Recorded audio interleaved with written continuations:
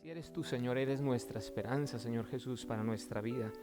Gracias, Padre Santo, por el privilegio de estar juntos hoy, de poder adorarte con nuestros hermanos. Gracias, Señor, porque hoy nos das salud para estar aquí. Ponemos a las personas que amamos y que están allá en sus casas, que están pasando las cosas que están pasando delante de ti, Señor. Acuérdate del dolor, del sufrimiento de tus hijos. Ten misericordia, Padre, de aquel que aún no es tu hijo. Señor, santifica hoy a tu iglesia también mediante la exposición de tu palabra. Gracias, Padre, oramos en el nombre de Jesús. Amén y amén. Gloria a Dios. Tome asiento.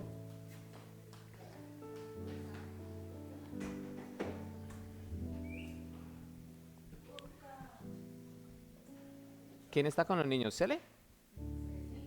Ok. ¿Cómo están? ¿Te dije que te queda bonito el color? Chévere. Carlos, el pelo si no le va. Que el pelo no le va a Calito, ese pelito. ¿Acá? ¿Tenitas corte? Sí. Vamos a leer un salmo, no sé si tienen Biblia, el que tenga Biblia por allí, búsquelo, el Salmo 38.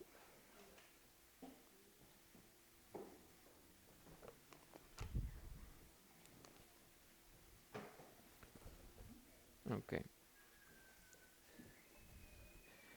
Salmo 38.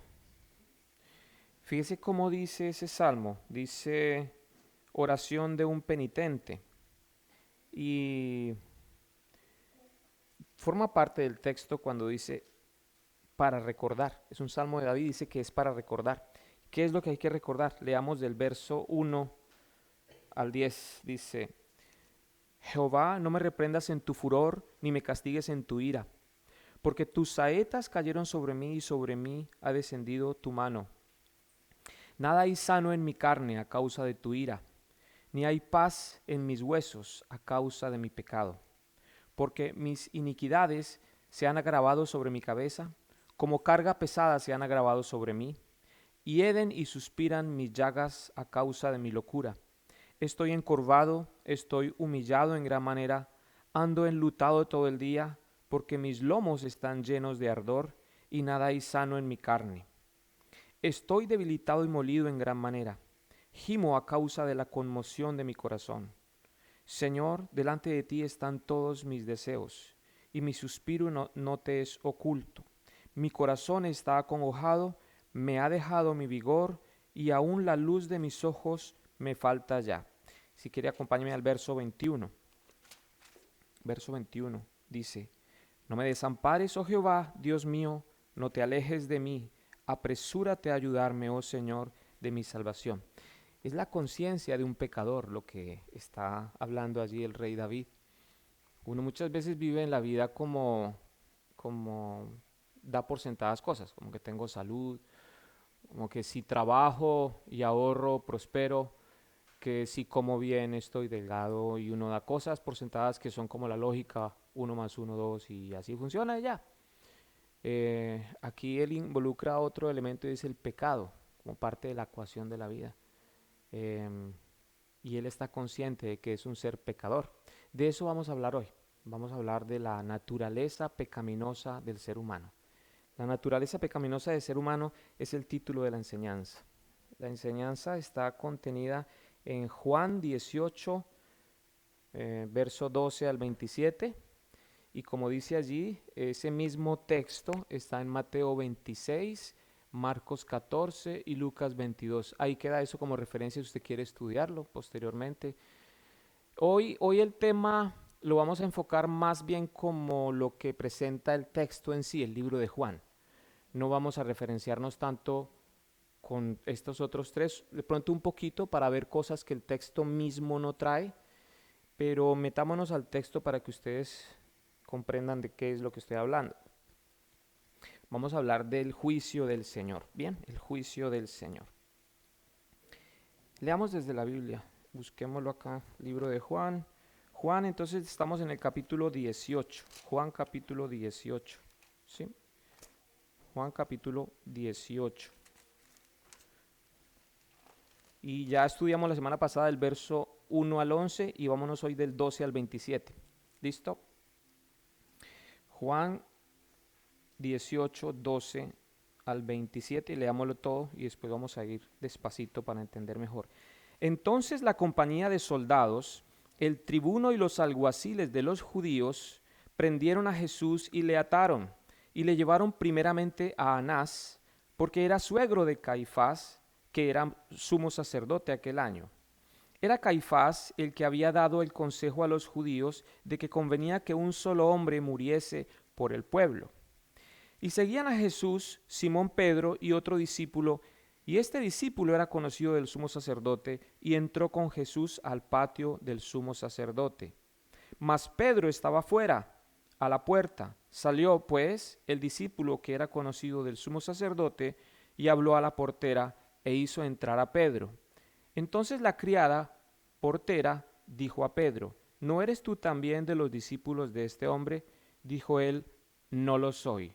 Y estaban en pie los siervos y los alguaciles que habían encendido un fuego porque hacía frío, y se calentaban, y también con ellos estaba Pedro en pie calentándose. Y el sumo sacerdote preguntó a Jesús acerca de sus discípulos y de su doctrina. Jesús le respondió: Yo públicamente he hablado al mundo, siempre he enseñado en la sinagoga y en el templo donde se reúnen todos los judíos, y nada he hablado en oculto. ¿Por qué me preguntas a mí?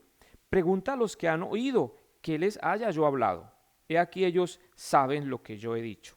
Cuando Jesús hubo dicho eso, uno de los alguaciles que estaba allí le dio una bofetada diciendo: ¿Así respondes al sumo sacerdote? Jesús le respondió: Si he hablado mal, testifica en qué está mal. Y si bien, ¿por qué me golpeas? Anás entonces lo envió atado a Caifás, el sumo sacerdote. Verso 25, para concluir. Estaba pues Pedro en pie, calentándose, y le dijeron: ¿No eres tú de sus discípulos? Él negó y dijo: No lo soy.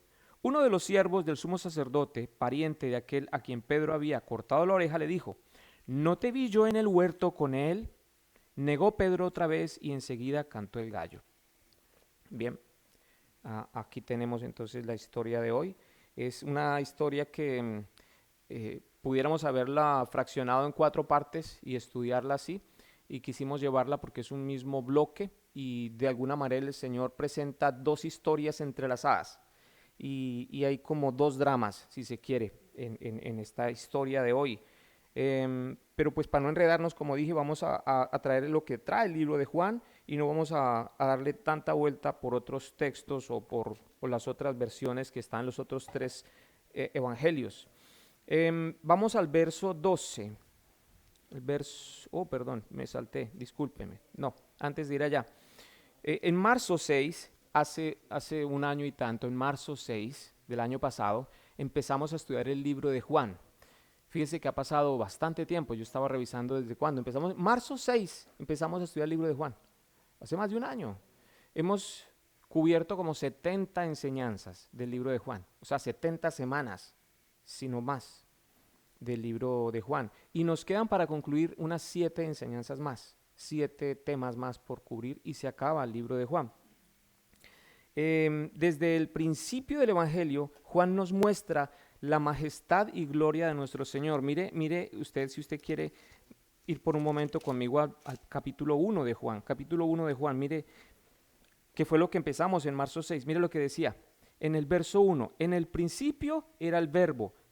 Es como digo, Juan quiere presentar a Jesús como Dios. En el principio era el verbo. Mire, el verso 2 dice, este era en el principio con Dios. O sea, Jesús tenía comunión íntima con el Padre. Nos presenta una relación única. Es una manera de escribir. Juan quiere mostrar detalles que los otros 3 evangelios no muestran. Este evangelio lo escriben al final de, cuando ya salieron publicados pues los otros evangelios, él llega y escribe este evangelio mostrando cosas que los demás no. Y aquí nos muestra a Jesús Dios. Quiere hacer ese énfasis en la majestad de Jesucristo. Mira el verso 3, dice, todas las cosas por él fueron hechas. Está hablando de que Jesús es creador. Y también dice que es eterno. Y sin él nada de lo que ha sido hecho fue hecho. Mira el verso 4, lo que dice. En él estaba la vida y la vida era la luz de los hombres. O sea que él tiene existencia propia.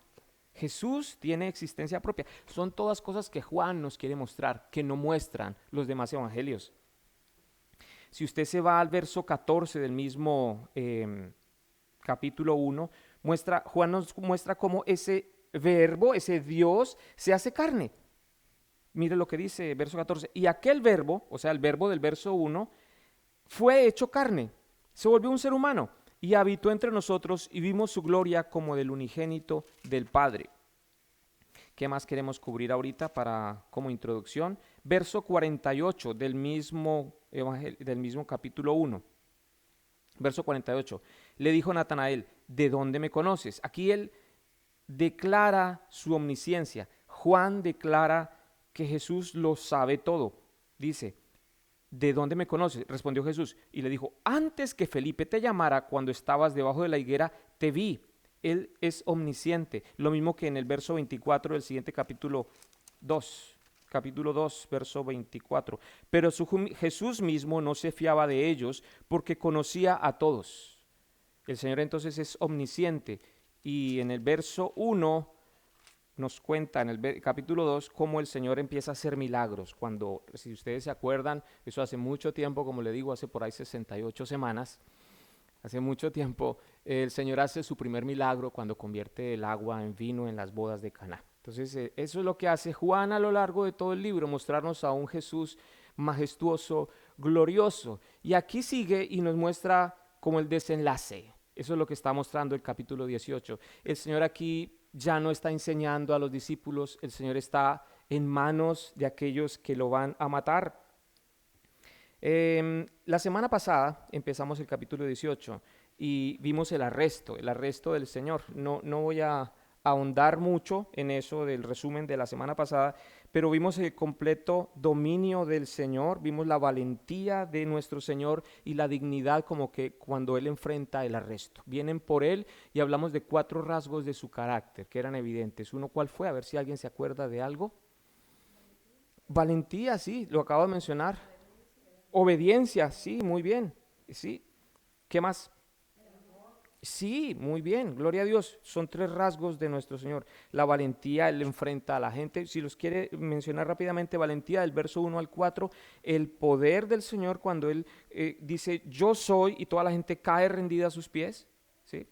Él los enfrenta, valiente, él dice su nombre y muestra su poder, toda la gente cae.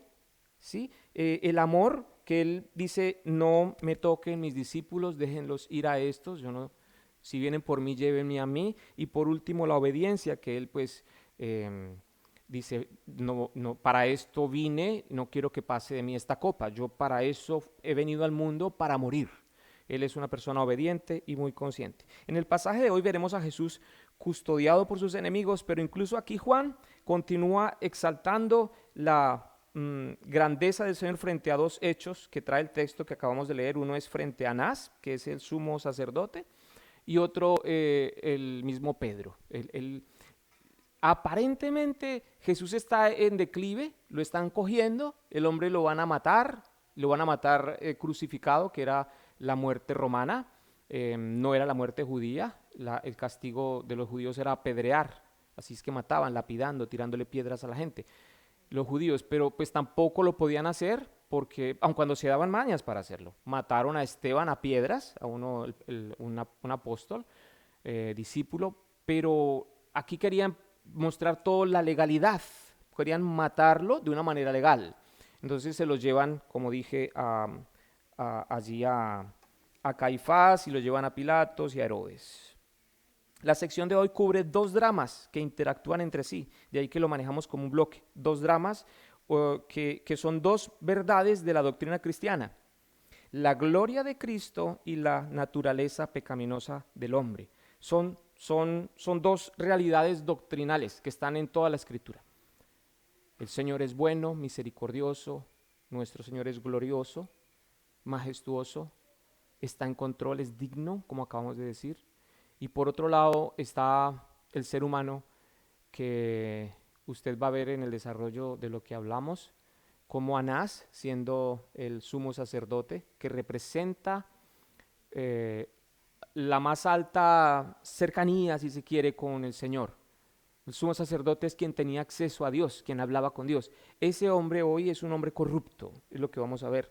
Y también vemos a un Pedro que supuestamente es el top de la, de, es el discípulo amado, o no es el discípulo amado, lo muestra, ese es Juan, pero es el más arrojado, el que dice las cosas correctas, el más valiente, si se quiere, ese es Pedro. Y contrasta entonces la valentía del Señor con la cobardía de Pedro, la fidelidad de nuestro Señor con la infidelidad de Pedro, el amor de nuestro Señor Jesús que da su vida en sacrificio frente a Pedro, que para salvar su vida miente y dice no, no lo conozco, y maldice, ¿no? Eso es lo que está contando nuestra historia. Ahora sí veamos verso a verso cómo es. Verso 12, fíjese qué dice. Entonces la compañía de soldados, o sea, aquí vemos una mezcla de soldados romanos, son todos gentiles, por cierto, y de policía judía, dice, los soldados romanos y el tribuno. El tribuno es un comandante de 1000 soldados. El tribuno representa 1000, un centurión representa 100, y allí entonces es el comandante que estaba allí en ese momento en Jerusalén para poder cubrir la fiesta de la Pascua. Por otro lado, los alguaciles, como dije, son los policías del templo. Dice que ellos presencian en el texto de la semana pasada cómo Pedro le corta la oreja a Malco. ¿Se acuerdan de esa historia? Sí. Pedro dice, pues si se meten con él, primero tienen que pasar por encima y saca la espada y ¡pum! Yo no creo que iba a cortar esa oreja, pero yo creo que iba a matarlo. Y creo que era un mal soldado, no tenía buen tiro. Y apenas él iba por el cuello, pero ¡tron! Le corta la oreja.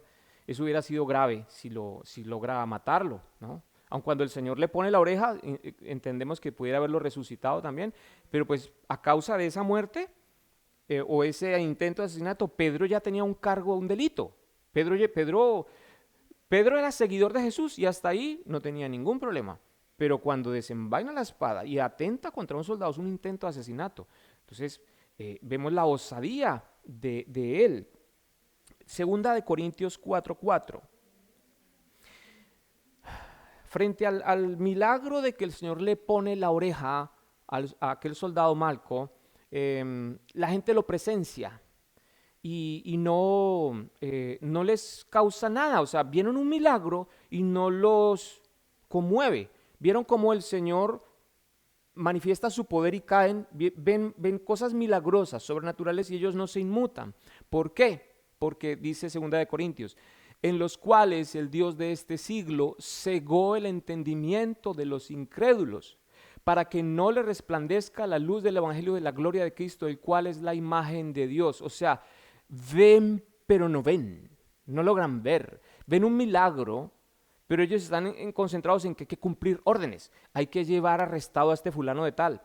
Efesios 2:1 dice que Él les dio vida a vosotros cuando estabais muertos en vuestros delitos y pecados. La gente común, todo el mundo, aún nuestros niños que nacen, dice, están muertos en delitos y pecados. Es la naturaleza pecaminosa de nuestros padres, de nosotros y de nuestros hijos divinos, hermosos, preciosos, los bebés que nos nacen, que uno los ve puros, tiernos, la piel perfecta, huelen distinto, y uno los ama y uno muere por ellos, pero dice que están muertos en delitos y pecados, nuestros bebés también. Eso es la realidad de la naturaleza pecaminosa de nosotros. De allí que necesitamos un Salvador, alguien diferente, y ese es Jesús, que aquí en nuestra historia está listo para morir por nuestros pecados. Luego dice allí en el mismo verso 12 que le ataron como se ató a Isaac en Génesis 22:9. Génesis 22:9. Y cuando llegaron al lugar que Dios les había dicho, edificó allí Abraham un altar y compuso la leña y ató a Isaac su hijo y lo puso en el altar sobre la leña. Era como se hacía para sacrificar a los borregos, y en este caso un caso semejante fue el del hijo de Abraham, Isaac, que Abraham lo iba a matar y lo ata primero, lo ata. Así en Salmos 118:27, así también se ataban los sacrificios en el Antiguo Testamento. Atad víctimas con cuerdas a los cuernos del altar. De esa manera, hoy la historia nos muestra cómo ataron al Cordero de Dios. A Jesús en esta historia lo están atando porque sería llevado como un cordero al matadero. En el verso 13 dice, y le llevaron primeramente a Anás, porque era suegro de Caifás. Aquí en esta escena nos muestra a Anás. Los demás evangelios no nos muestran a Anás. Jesús tuvo 3 juicios religiosos. El primero es esta audiencia preliminar con Anás. Vamos a mencionar a Anás. ¿Quién era? Anás era, fue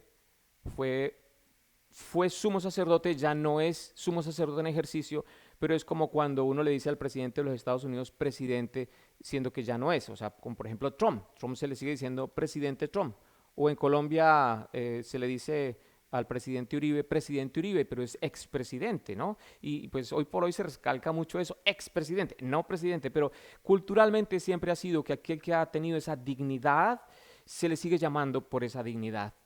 Y entonces así es como el Evangelio muestra a Anás como sumo sacerdote, y hay otra parte en la cual muestran a los dos, tanto Anás como Caifás como sumo sacerdote. Entonces no hay una dualidad, realmente el que está en ejercicio como sumo sacerdote es Caifás. Pero Anás fue sumo sacerdote del año 9 al año 15, que es eso, como 6 años fue sumo sacerdote. Y él siguió ejerciendo como el poder detrás del poder. El hombre tenía el negocio montado, él era el que estaba al frente del negocio de los cambios de moneda.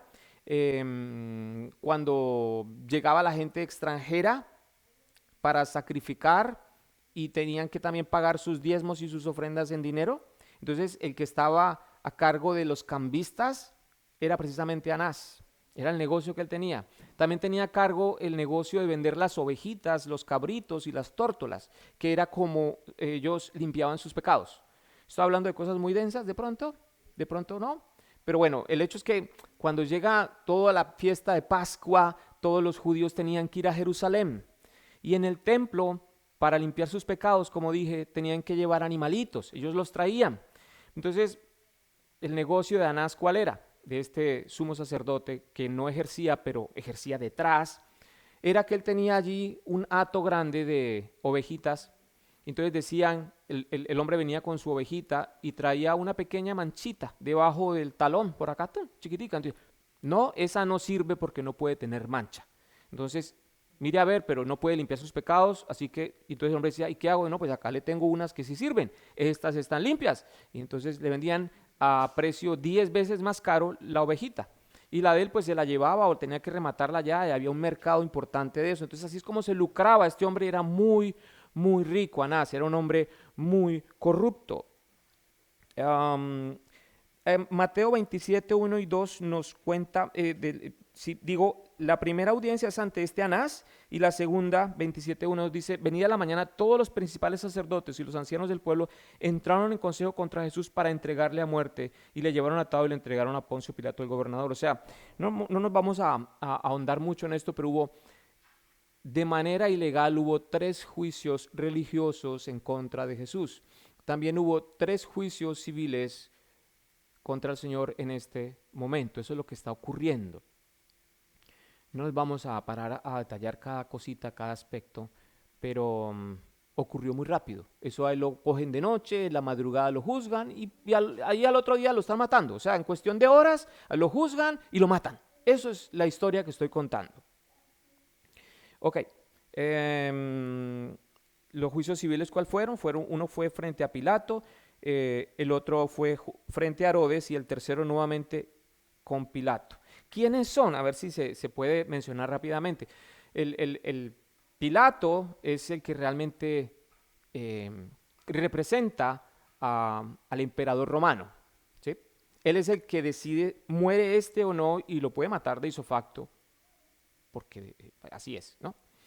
Pero Herodes es como el gobernador judío, si se quiere. El uno representa a Roma, el otro representa políticamente a los judíos.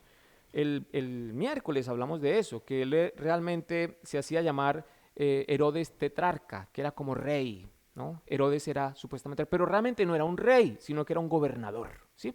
Entonces era el gobernador usurpador porque ni siquiera era judío, pero supuestamente representa a los judíos, ¿sí? Eso es todo corrupción lo que hay, ustedes si leen todo esto.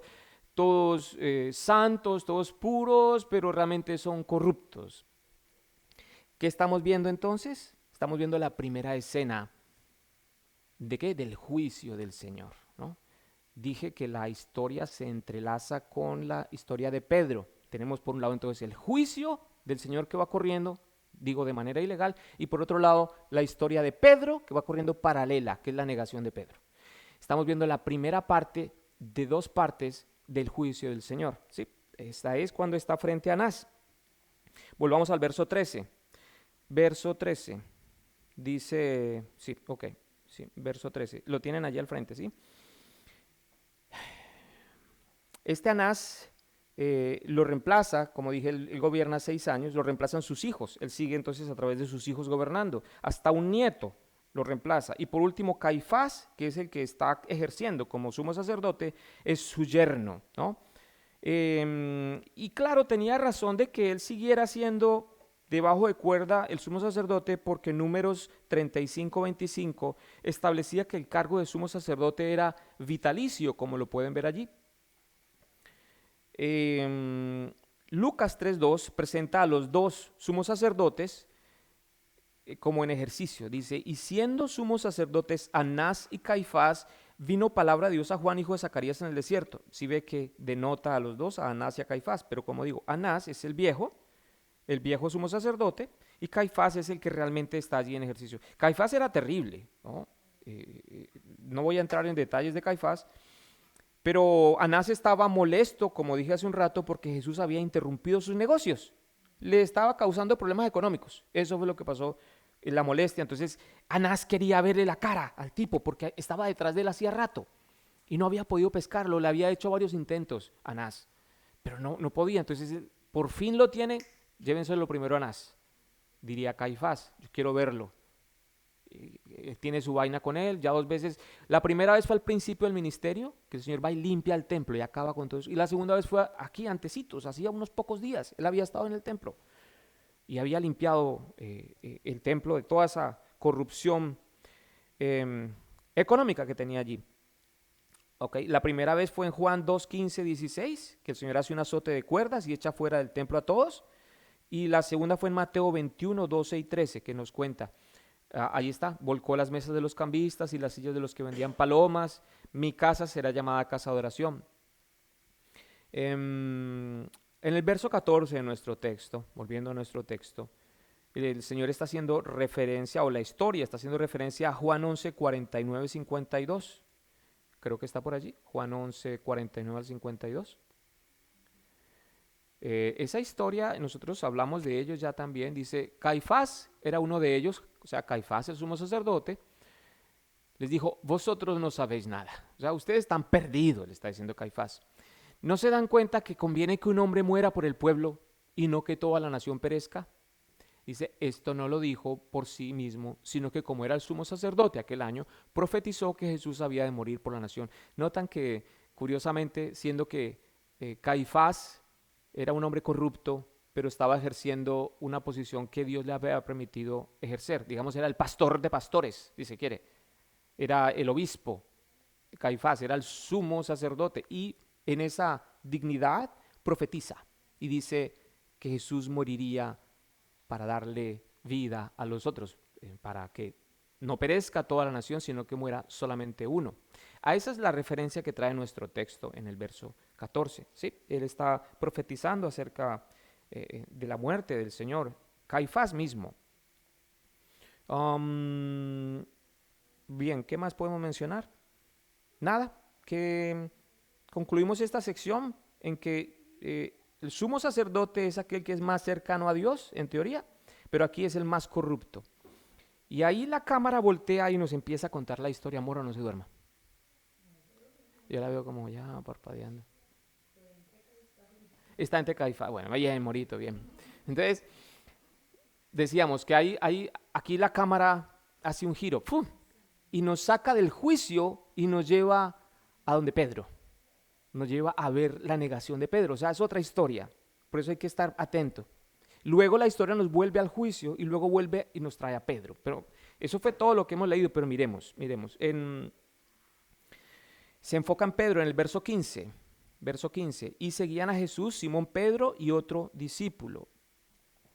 Y este discípulo era conocido, dice, el otro discípulo no dice su nombre, pero cuando el evangelio se refiere a otro discípulo, habla del autor, está hablando de Juan mismo. Entonces, en resumidas cuentas, están Pedro y Juan. Pedro y Juan están juntos. Sí, Juan, el autor de nuestro evangelio. Y este discípulo era conocido del sumo sacerdote y entró con Jesús al patio del sumo sacerdote.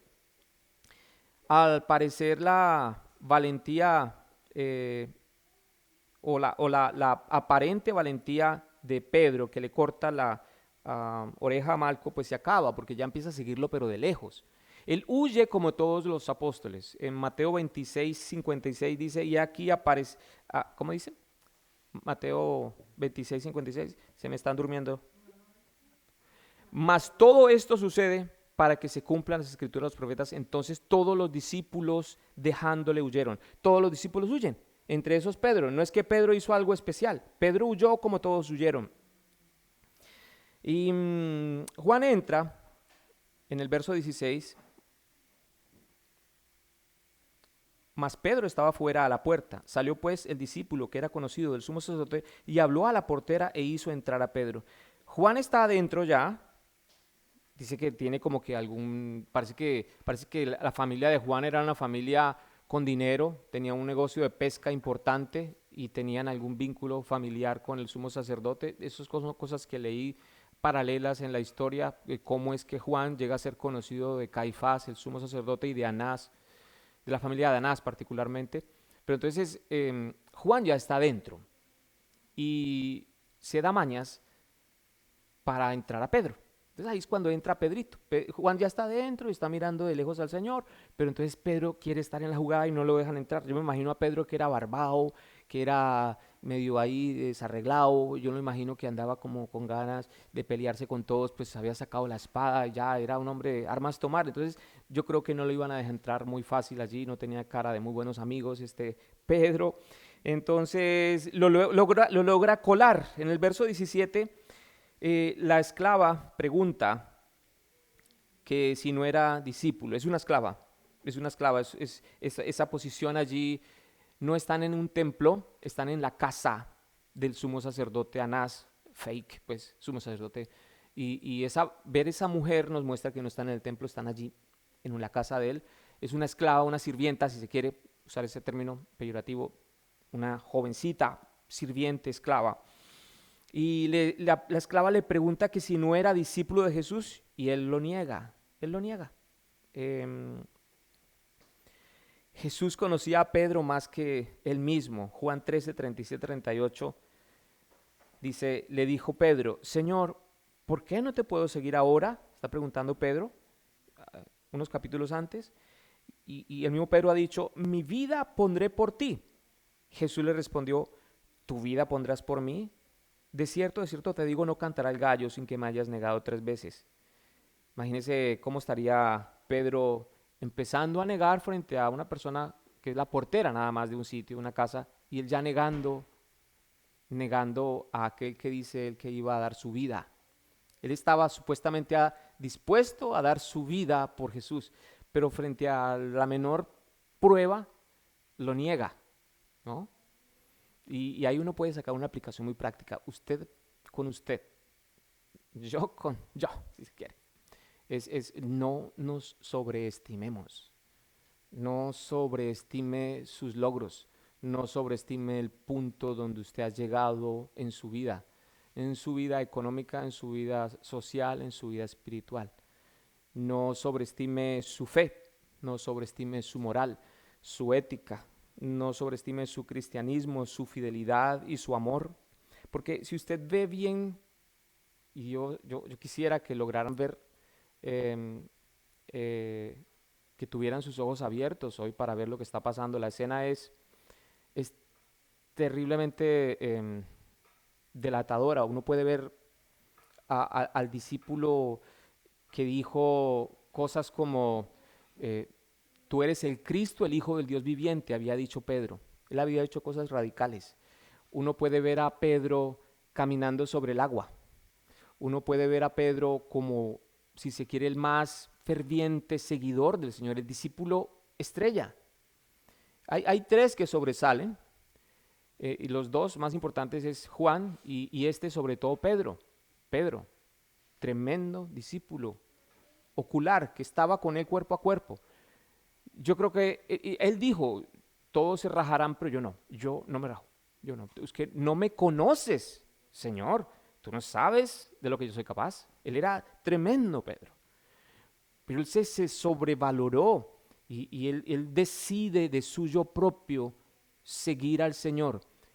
Piensen en esto, el Señor le dijo, sígueme, escóltame desde lejos, cuando yo esté yendo hacia lo que me toca, tú desde lejos obsérvame. Nunca le dijo instrucción semejante. Él de suyo propio, de iniciativa propia, dice, ajá, yo soy el que dije que yo daría la vida por él y que no me conocía. Entonces él se va y yo me lo imagino corriendo por entre los matorrales, siguiendo a la turba con los soldados y ahí llevan al Señor. ¿Y dónde van? Ah, entraron a la casa allí. Entonces no me dejan entrar y estoy por ahí por la puerta a ver cómo me puedo colar por un muro, cómo hago, pero me pescan, hay soldados, ¿qué hago? Y aparece Juan y lo entra, ¿no? La portera le dice entonces, tú eres de aquellos, y dice, ¿cómo se le ocurre? No, no, no. Hasta ahí llegó la, esa gallardía, esa fidelidad de Pedro, ¿no? Y eso somos nosotros, eso somos nosotros. A veces somos tremendas personas en unas áreas y de pronto por algo simple pecamos, caemos, ¿no? No tuvo que ser no tuvo que ser el sumo sacerdote. A Jesús lo está cuestionando el sumo sacerdote y a Pedro lo está cuestionando la portera, que es una esclava, que no significaba mucho en ese momento. Y yo no me explico también por qué, porque no nos dice que lo estaban buscando a Pedro. A él ya lo habían exonerado de todo. Desde que cogieron a Jesús ya el resto no importaba, no importaba. No tenía cargo alguno, ¿sí me entiende? O sea, es clave este punto, es clave. De pronto dice, sí, la muerte, el juicio del Señor, la negación, eso ya lo conocemos, pero vea los detalles, cómo ese Pedro que es tremendo discípulo y usted puede pensar de usted mismo, yo soy un seguidor del Señor, Él y yo nos entendemos, Él sabe cómo es la cosa y cuando uno va a ver, uno tiene un más alto concepto de uno, de la fe de uno, de lo que soy capaz. ¿Mm? eh, en el verso 18, si usted me sigue, dice, y estaban en pie los siervos y los alguaciles que habían encendido un fuego porque hacía frío y se calentaban, y también con ellos estaba Pedro en pie calentándose. Pedro terminó aquí junto a los enemigos del Señor. ¿Sí se da cuenta? Aquel discípulo amado del Señor termina calentándose junto a los enemigos de su Señor. Estar fuera de la voluntad de Dios nos deja en una situación vulnerable. Ahí estoy sin protección.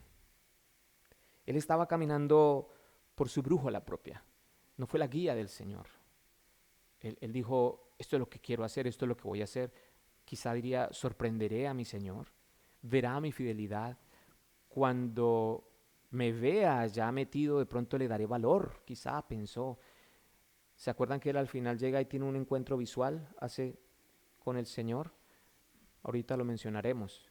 Yo me imagino que él visualizó eso y yo le veré un momento y él sabrá que yo estoy aquí y él dirá, bien, ese es mi discípulo amado Pedro y él entenderá lo que yo le había dicho, que yo iría hasta el final con él, ¿no? Eso es lo que, pero era fuera de la voluntad de Dios. Recuerde que el Señor quería que, dice, dejad ir a estos, en la semana pasada, dejad ir a estos. Él no quería que los discípulos presenciaran eso.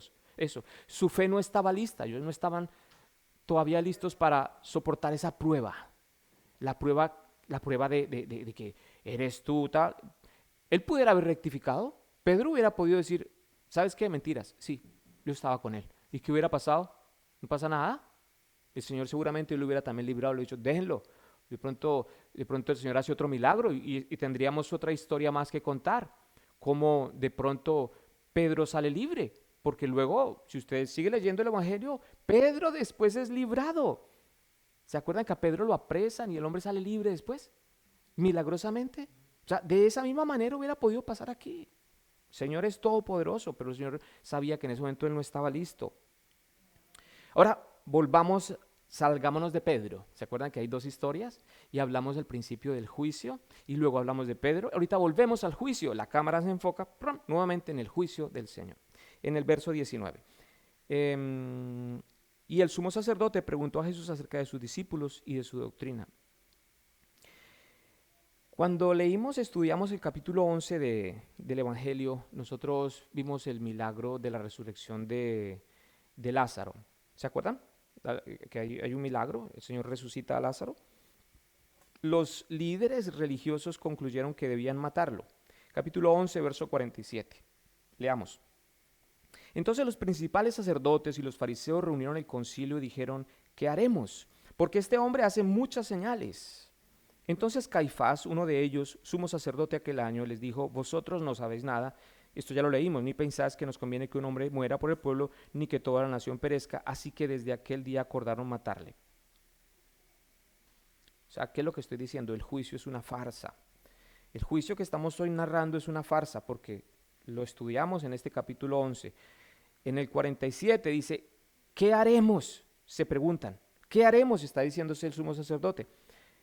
En el 49, como sumo sacerdote dice, en el 50 dice, nos conviene que un hombre muera por el pueblo. ¿Sí? Y en el 53 acordaron matarle. Eso era algo decidido. Ya habían decidido matarlo. ¿Me están siguiendo en la exposición de lo que digo? El Señor Jesús está ahorita en un juicio, pero el juicio es una farsa, el juicio es completamente ilegal. Su juicio estaba determinado ya. Ellos no buscaban su culpabilidad o inocencia en este juicio. El propósito era aparentar legalidad de un homicidio. Ellos estaban matándolo. Habían decidido, como leímos en el verso 53 del capítulo 11, habían decidido matarlo. Ellos no presentan cargos porque nunca lo hacen ni traen evidencia. Sí leyeron conmigo. Dice, el sumo sacerdote en el 19 pregunta a Jesús acerca de sus discípulos y de su doctrina. ¿Usted no ha visto los juicios o ha estado usted en alguno? Como es que presentan cargos. Al tipo llegan y le ponen cargos. Le imputan cargos, se dice en derecho. ¿Cuál es el cargo? Violación. ¿Cuál es el cargo? Robo a mano armada. ¿Cuál es el cargo? Lo que sea. Nunca le dicen el cargo a Jesús. ¿Qué es lo que hace el sumo sacerdote? Fíjese, dice, le pregunta acerca de sus discípulos y de su doctrina. ¿Qué es lo que quiere? Incriminarlo. Quiere que él se autoincrimine. Aquí la quinta enmienda de los Estados Unidos es semejante. Prohíbe la autoincriminación. No es válido frente a un caso, un juez, que al tipo dice, yo soy culpable y yo fui el que lo hice. No. Tienen que probar, tienen que tener un cargo. O sea, yo no puedo decir, yo lo hice ya y con eso entonces no, hay que ver un juicio, ¿sí? Un juicio que presenta cargos y presenta pruebas y testigos. Y aquí no hubo nada de eso y lo mismo era la ley judía. De ahí que la ley civil nuestra tiene tantas cosas que tienen su origen en la palabra de Dios, porque la ley judía así lo establecía. O sea, en el verso 19, si seguimos leyendo, lo que buscan es que él se autoincrimine, quieren pescarlo en algo. La ley judía protege al acusado de autoincriminarse y también él la quiere incriminar a los discípulos. Eso es lo que tiene implícitamente la pregunta de Anás. El verso 20. Jesús entonces, conociendo la ley, le respondió que no tiene segundas intenciones o planos ocultos. Si están leyendo el 20, ¿no? Yo públicamente he hablado al mundo, siempre he enseñado en la sinagoga, en el templo, donde se reúnen todos. O sea, Señor, siendo yo les he hablado claro a ustedes y no tengo nada oculto. ¿Por qué me preguntas a mí? El Señor les está diciendo, el juicio que están haciendo está viciado de ilegalidad. No puedo yo ser testigo contra mí mismo.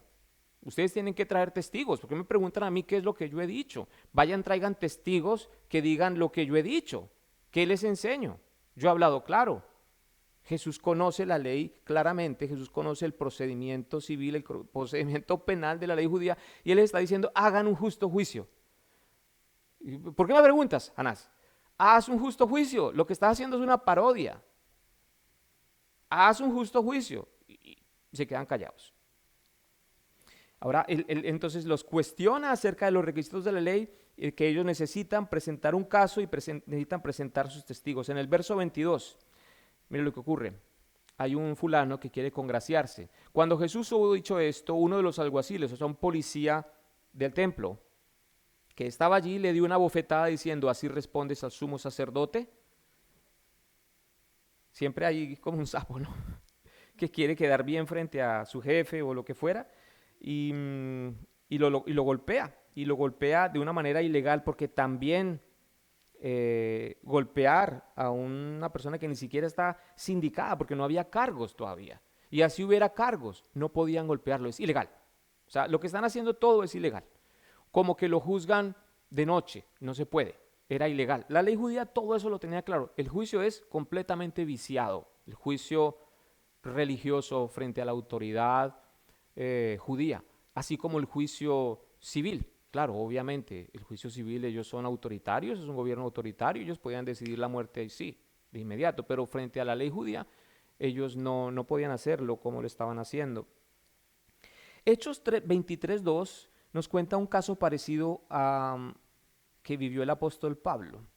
El sumo sacerdote Ananías ordenó entonces a los que estaban junto a él que le golpeasen en la boca al apóstol Pablo. Yo estoy contando otra historia. El apóstol Pablo vivió un caso semejante a que el Señor Jesús vivió. Y el apóstol Pablo, a diferencia de nuestro Señor que responde como con lógica, el apóstol Pablo lo que hace es que los maldice. En ese momento él se defiende, el apóstol Pablo. Y al final, cuando él se da cuenta que está hablando con el sumo sacerdote, porque no lo sabía, el apóstol Pablo entonces se rectifica y con humildad le dice, oye, no tenía idea que eras el sumo sacerdote. Pero el Señor les habla con lógica y exige un justo juicio. Y ya en el 24, cuando el sumo sacerdote ve que Anás ve que no van para ningún lado con esto, en el 24, entonces le envió atado a Caifás, el sumo sacerdote en ejercicio, y hasta ahí llegó esa primera audiencia con el poder detrás del poder, que es Anás. Bien, aquí vemos entonces la corrupción en el sistema político, económico, en manos de la máxima autoridad espiritual. Es entonces nuevamente, como he dicho, la naturaleza pecaminosa humana. Ya acabamos con eso, la parte del juicio. Hemos visto hasta aquí 2 partes del juicio del Señor y una parte de la negación de Pedro. Veamos la última parte de la negación de Pedro y con eso concluimos lo que estamos hablando. Verso 25. Estaba pues Pedro en pie calentándose.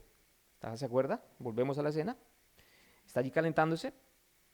Y le dijeron, ¿no eres tú de sus discípulos? Mientras Anás interroga a Jesús, Pedro lo interrogan por segunda vez. Están ocurriendo al mismo tiempo las cosas. Así es como el autor nos lo muestra, y así es como el Espíritu Santo quiso mostrarnos esta historia. Pedro tuvo la oportunidad de hacer bien las cosas, de rectificarse, pero vuelve a negarlo, por segunda vez. Y lo hace de una manera cobarde y sin razón. Dice, le preguntaron, ¿no eres tú de sus discípulos? Él lo negó y dijo, no lo soy. Así, no lo soy, de plano. Seguramente lo escucharon hablar y dijeron, este habla distinto, este no es de aquí. Verso 26, uno de los siervos del sumo sacerdote, pariente de aquel a quien Pedro había cortado la oreja, le dijo, ¿no te vi yo en el huerto con él? Se le complicó la historia.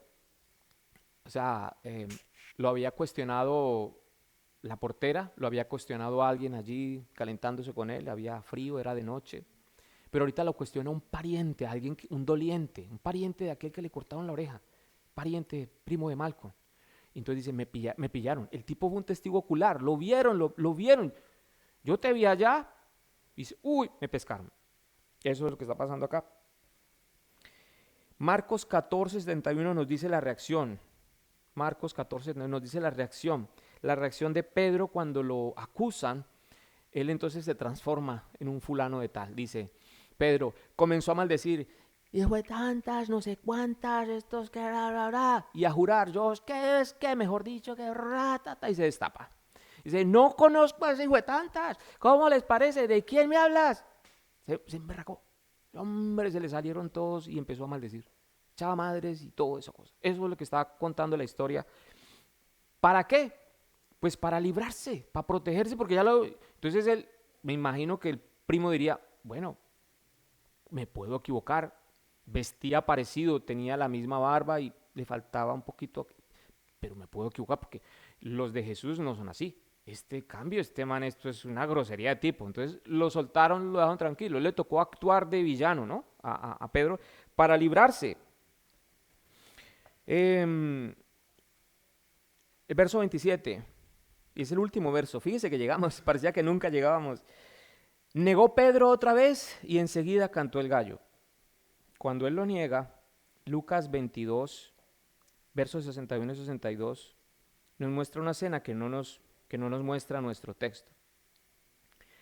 En ese momento, cuando él lo niega por tercera vez, tienen un encuentro visual, hacen contacto visual. Dice, entonces vuelto el Señor estaba en la jugada, el Señor estaba en control. Pedro creía que estaba con el ojo siguiendo a su maestro. Aquí yo estoy, yo soy el que me la sé, yo soy maracucho, cómo me muevo por acá, como por allí. O paisa, ¿no? Yo me sé mover por... Pero no, es el Señor, el maracucho paisa. Dice, vuelto el Señor miró a Pedro. Y Pedro se acordó de las palabras del Señor que le había dicho, antes que el gallo cante, me negarás 3 veces. Y Pedro, saliendo fuera, lloró amargamente. Y yo me puedo poner a llorar acá si le doy mucha tiza a eso, a ese aspecto, pero usted, si lo quiere ver más fríamente conmigo, es el hombre descubrió quién era en ese momento. Él dijo, yo soy una desgracia. Yo realmente no sé quién soy. Yo creía saber algo, pero ahora me doy cuenta que no sé nada. He estado actuando en mi carne. Soy una desgracia de ser humano. Pedro, el discípulo estrella, se rajó y él mismo se decepcionó de sí mismo y lloró amargamente. Es su naturaleza y no lo pudo evitar. Fue más grande que su pecado. Lo chévere es eso, ¿no? Que el hombre como que reflexiona, llora amargamente y se da cuenta quién es. Así como el salmista, cuando empezamos hablando al principio de la enseñanza. Saquemos alguna conclusión. Por un lado vemos a aquellos que rechazan a la luz, que dice Juan 3:19, que son los jueces injustos, el sumo sacerdote y todos. Y esta es la condenación, que la luz vino al mundo y los hombres amaron más las tinieblas que la luz, porque sus obras eran malas. Eso en cuanto a la escena del sumo sacerdote y el juicio injusto. Realmente hay algunas personas que seguirán pecando y no lograrán nunca comprender el Evangelio. Pero la realidad es que la luz vino a todos, alumbra a todos, y algunos deciden seguir la luz y otros la rechazan. Y entonces ellos que rechazan la luz, que fue evidente, reciben el justo recompensa y es la condenación. Entonces, no es que Dios sea injusto, de ninguna manera Dios puede ser injusto, sino que ellos reciben precisamente la recompensa de sus obras. Pero hay otros que también siendo injustos se acercan a la luz y como en el caso de Pedro, le ven a los ojos y la reacción de ellos, la reacción de Pedro frente a la luz que lo miró fue de arrepentimiento. Dijo, reconozco mi inmundicia y mi pecado. ¿Sí? Se entristece en su alma y dice, se rinde, ya no se sabe más de él aquí en el Evangelio. Dice, o sea, ya estoy perdido. Hay otros que no, que siguen y lo matan a él, ¿no? Ellos lo matan, no cambian y cometen asesinato en primer grado, pero no se dan cuenta siquiera, ¿no? Ni lo ven, no lo pueden ver. Pedro era íntimo con el Señor, era el más notorio en los evangelios, como dije, declaró de él que era el Cristo, caminó sobre las aguas, defendió al Señor con su espada, pero con todo y todo él fue carnal, fue un hombre carnal. Romanos 7:24 Déjeme, lo leo de la Biblia, Romanos 7:24. A mí, la otra vez estudiamos el libro de Romanos. Me encantó el libro de Romanos.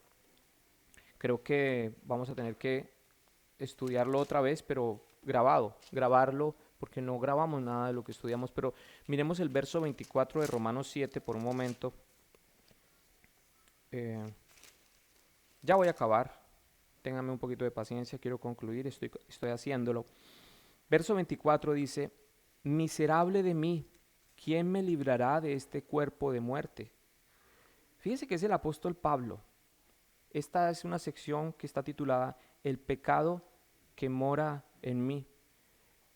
Y hoy estamos hablando de la naturaleza pecaminosa del ser humano.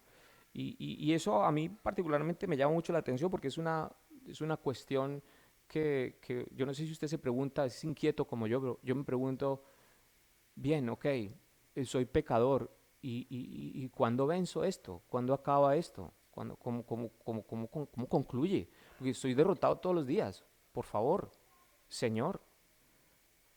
¿O será que no soy tuyo? Soy derrotado. Y el apóstol Pablo presenta esa cuestión. Ahora, si usted es de aquellos que dicen, no, yo ya vencí, yo estoy al otro lado, de pronto es como Pedro. Pedro dijo, ah, compadre, es que tú no me conoces, tú no me conoces. Espérate y verás que en el momento adecuado sabrás quién soy, ¿no? Y estaba equivocado. Pero el apóstol Pablo llega y habla estas cosas. Y como dije en el verso 24, miserable de mí, el miserable de mí, ¿quién me librará de este cuerpo de muerte?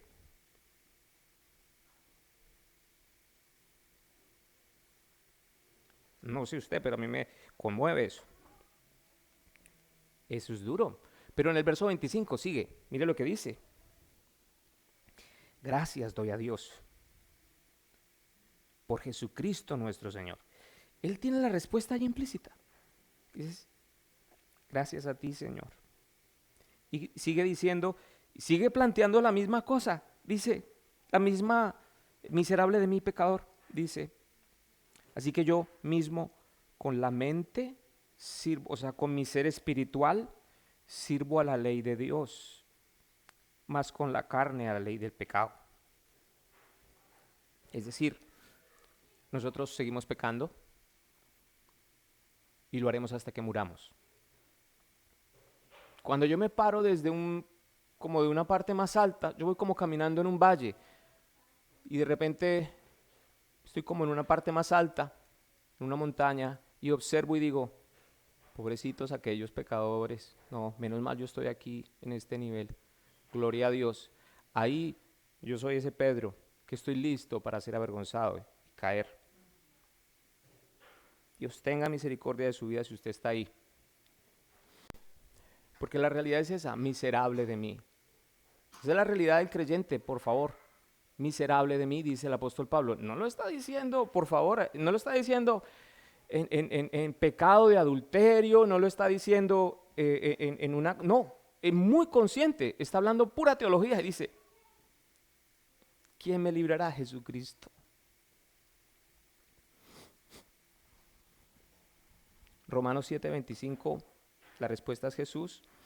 Segunda de Corintios 12:9 dice, mismo apóstol Pablo, bástate mi gracia, porque mi poder se perfecciona en la debilidad.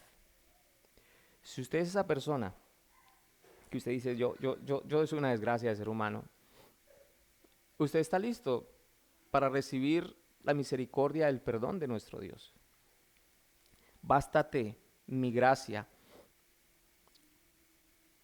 Por tanto, de buena gana me gloriaré más bien en mis debilidades, para que repose sobre mí el poder de Cristo. Cualquier cosa buena en su vida, cualquier cosa buena que usted tenga en su vida, si hay algo bueno, si usted dice, no sé, lo que sea que usted considere que es bueno, un atributo en su vida, es un regalo de Dios. ¿Me escucha eso? Eso es importante. Cualquier cosa buena que usted aprecie como buena en su vida, usted no tiene nada de que gloriarse. Es recibido de Dios, es un regalo de Dios. Eso es gracia, un regalo de Dios.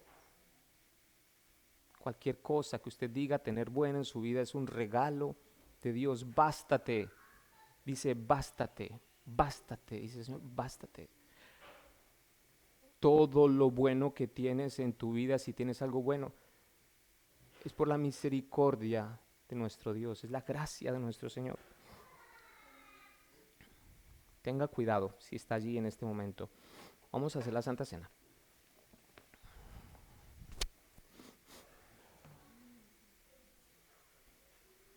Ay, gracias.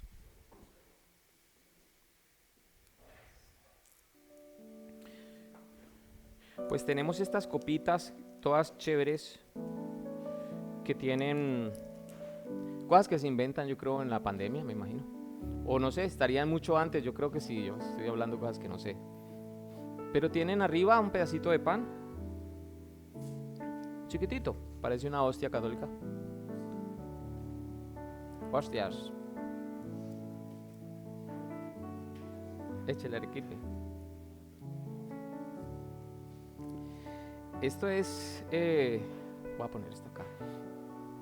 Esto es lo que, junto con el bautizo, la palabra enseña como un sacramento o un ritual a seguir, un recordatorio. El Señor quiere que nos bauticemos y el Señor quiere que recordemos su muerte y resurrección. Primera de Corintios 11, 27 al 29 dice: de manera que cualquiera que comiere este pan o bebiere esta copa del Señor indignamente, será culpado del cuerpo y de la sangre del Señor. Por tanto, pruébese cada uno a sí mismo y coma así del pan y beba de la copa, porque el que come y bebe indignamente, sin discernir el cuerpo del Señor, juicio come y bebe para sí. Casi siempre menciono este concepto que voy a decir, y es que cuando yo llegaba a esta parte de la iglesia, que es cuando se comparte la Santa Cena, se celebra la Santa Cena, decía: los que van a recibir la Santa Cena, pónganse de pie, y los que no, quédense sentados. Entonces yo en ese momento me quedaba sentado, y como me daba pena, me iba al baño, me iba a comer una empanada en la tienda al lado, y volvía, ya había pasado. Muchas veces tengo que confesar que por vergüenza me paré también y cogí y comí. Yo le decía: perdóname, Señor, pues tú sabes que yo estoy en pecado, y sigamos adelante, no pasa nada, así. Pero ¿qué es lo que significa esta primera parte cuando uno reflexiona? Es como dije, somos pecadores. ¿Quiero seguir pecando? Bueno, quédese sentado como yo lo hacía, o váyase a comer empanada al lado. Pero pues, esta es la condenación, que la luz vino al mundo y los hombres amaron más las tinieblas que la luz. La luz está aquí hoy y le está diciendo: es a ti que te llamo, arrepiéntete, recíbeme como Señor y Salvador, y a ti es que te llamo. El llamado del Señor es individual. El Señor nos llama a cada uno, nos llama a arrepentimiento. Esto es solo un símbolo, pero es lo que hemos hablado hoy. El Señor Jesús vino y entregó su cuerpo libremente. A Él no lo apresan, Él se entrega. Él no necesitaba escoltas como Pedro, Él libremente lo hace. Él dice que pudiera haber enviado legiones de ángeles. Un solo ángel, nos cuenta el Antiguo Testamento, que en una sola barrida mató 180,000 personas. Legiones de ángeles, imagínense, acaban con la humanidad y con el planeta entero en un chasquido de dedos. Ese es el Rey de Reyes y Señor de Señores al cual servimos. Él no murió pobrecito en la cruz. Él no fue molido por nuestros pecados porque fuimos muy malos, no entendimos quién era. No, era necesario que el plan de Dios se ejecutara, que Él viniera como el Cordero de Dios, fuera atado y fuera juzgado injustamente y fuera muerto por nuestros pecados, porque dice la palabra que la paga del pecado es muerte. Usted y yo pecamos, le atribuimos la culpa a nuestros ancestros, le decimos que la sociedad nos corrompe, decimos que lo que fuera, tenemos cualquier disculpa, pero la verdad es que cada uno dice la palabra muere por su propio pecado. El Hijo no muere por el Padre no muere por el pecado del Hijo. Nosotros morimos por nuestro propio pecado. Necesitamos de un justo, y ese es Jesucristo, que entregó su cuerpo. Y esto es solo un recuerdo de lo que ocurrió, de lo que está ocurriendo en el Evangelio que estamos estudiando. El Señor Jesús va a dar la vida para que nosotros tengamos vida. La muerte de Él nos da vida a nosotros. Cierre sus ojos y oremos. Padre, hoy nosotros comprendemos el Evangelio. Es que siendo aún nosotros pecadores, estando muertos en nuestros delitos y pecados, tú moriste en la cruz. Tú entregaste tu cuerpo para ser, Señor, molido, para ser, Señor, vendido al pecado. Tú llevaste nuestros pecados en la cruz de una manera que nosotros no comprendemos. Estableciste este camino para salvar lo que se había perdido. Yo soy ese perdido. Yo soy ese Pedro. Yo soy aquella persona indigna delante de ti. Yo clamo a ti hoy en arrepentimiento. Perdóname de mi maldad. Hazme nacer de nuevo. Enséñame a vivir. Mientras yo viva, mi carne, mi cuerpo, querrá ir al pecado, pero tú, Espíritu Santo, que habitas en mí, me fortalecerás para vivir, me enseñarás el camino a través de tu preciosa palabra. Gracias por el sacrificio en la cruz. En el nombre de Jesús, puede tomar el pan.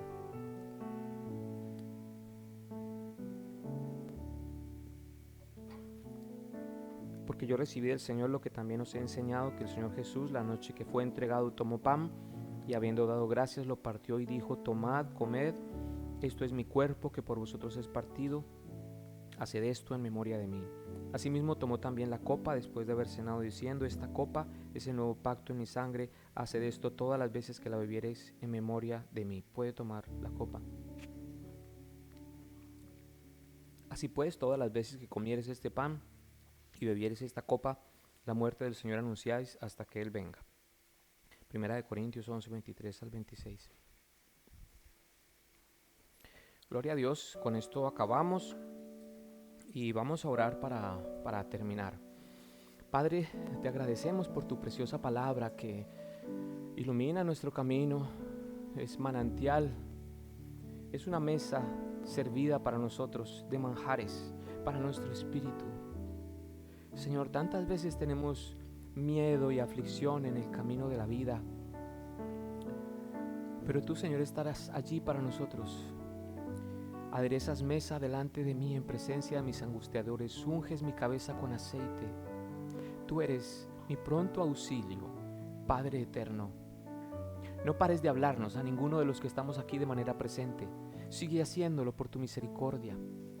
A los que oyen, Señor, en el internet, háblales, Padre Santo. Endereza las veredas torcidas. Santifica a aquel hijo tuyo que quiere seguirte. Ayúdalos a vencer. Gracias, Señor. Hoy oramos también por los enfermos, aquellas personas que están afligidas en alguna prueba. Para algunos será para muerte.